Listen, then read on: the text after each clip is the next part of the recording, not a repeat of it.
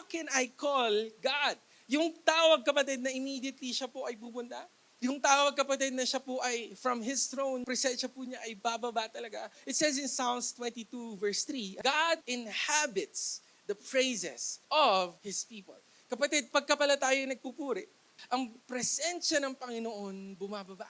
Pagka pala tayo ay nagpupuri, He inhabits. Kapatid, there's a difference between habitation and visitation.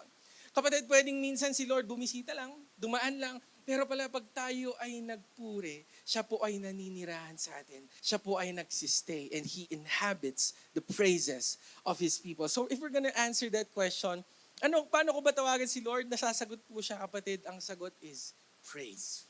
Ang sagot is worship. Because when we start to create a sound of worship, God is being drawn to and He hears you at yung presensya po niya bumababa.